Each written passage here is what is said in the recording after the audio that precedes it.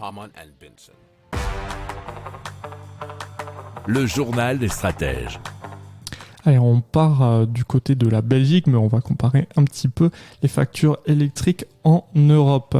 Alors, les ménages et petites entreprises belges qui sont raccordées en basse tension paient une facture d'électricité plus élevée que bien les Français, ou bien aux Pays-Bas ou au Royaume-Uni. C'est ce que a constaté une étude comparative qui a été réalisée par PwC à la demande des régulateurs du secteur énergétique.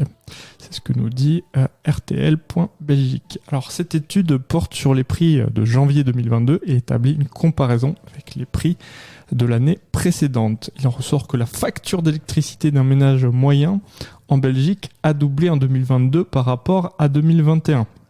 Les factures d'électricité des ménages ont également augmenté de manière très significative, bien sûr, vous en doutez bien, dans la plupart des pays voisins.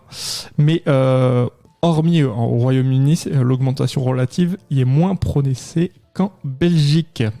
La facture d'électricité d'un ménage qui a une consommation de 3500 kW par an s'élevait en janvier 2022 en moyenne à 460 € le mégawatt en Belgique, ce qui est bien sûr plus élevé qu'aux Pays-Bas, au Royaume-Uni et surtout en France.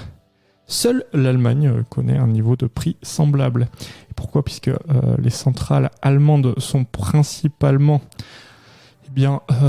alimentées au gaz ou aussi malheureusement au charbon, mais surtout au gaz. Et vous savez que vu la situation actuelle, le prix du gaz a terriblement augmenté, donc bien, l'énergie produite grâce à ce gaz, elle aussi. Alors les PME ont des résultats similaires puisque l'étude constate une augmentation significative de la facture en Belgique qui reste l'un des pays les plus chers. Alors s'agissant des entreprises électro-intensives, alors tous les pays à l'exception du Royaume-Uni octroient des réductions, mais ces réductions potentielles sont plus importantes aux Pays-Bas, en Allemagne et en France, selon l'étude de PwC.